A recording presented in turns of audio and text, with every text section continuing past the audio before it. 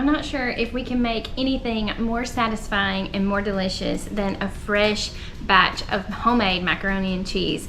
I have got a delicious recipe for you today that's going to make you feel like you are able to rival even your grandmother's macaroni and cheese recipe. This is a continuation of my Thanksgiving recipe series. If you haven't subscribed, make sure you do that so you don't miss any of these upcoming Thanksgiving recipes in this series. We have cornbread dressing coming up really soon, and I also have an upcoming video all about how to prepare your Thanksgiving turkey. So if you haven't subscribed, make sure that you do that, and let's get started with this delicious mac and cheese recipe. Okay, so this is a super easy recipe to follow, but it does have a lot of different steps. But I'm going to start by boiling about 8 cups of water on the stove, and once that begins to boil, I'm going to add 1 pound of elbow macaroni.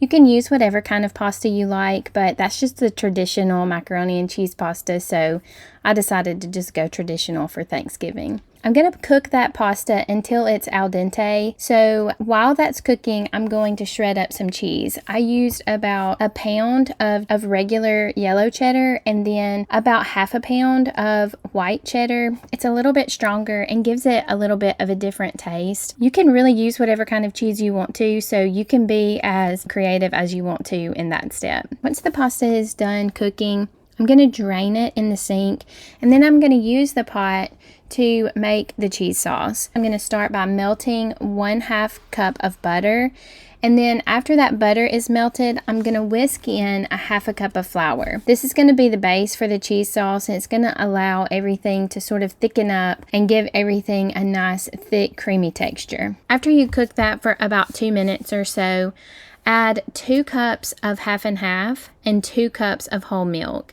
That sounds like a lot of liquid, and it really is to begin with, but we've added enough flour for it to become nice and thick and creamy. Just stir that constantly until it's thickened. It probably will take about 5 to 8 minutes for it to thicken up where it needs to be. I'm going to add about a teaspoon or 2 of salt and a teaspoon of pepper. Also add about a teaspoon of paprika and mix all of that together. Then it's time to add the cheese. You don't want to cook the cheese for a really long time, but just stir it in until it's nice and incorporated and completely melted through.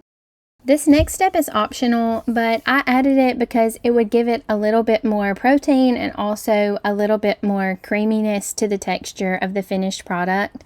So I'm going to scramble together 2 eggs, and then I'm going to temper it a little bit with the cheese sauce just to prevent me from having scrambled eggs inside my macaroni and cheese. So after you temper the scrambled eggs, you can just add the eggs into the cheese mixture and mix it in well.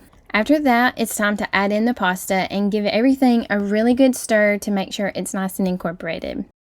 This is such a creamy and cheesy, delicious macaroni and cheese recipe.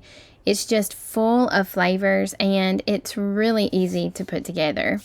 After everything is nice and combined in the pot, I'm going to use my cast iron casserole dish to cook it in, but it will do fine in any casserole dish that you have. I'm going to top mine with a little bit of cheese that I had reserved, but you don't have to do that step either. You can just leave it with just the macaroni and cheese sauce, and it will turn out fine. I cooked it in a 350-degree oven for about 25 to 30 minutes, and then I wanted to brown the cheese, so I left it under the broiler for maybe 5 minutes, just until the cheese browned up a little. This was definitely a family hit. Everybody enjoyed all of the cheesy flavor, and I was really happy with how easy it was to put together and how delicious it turned out.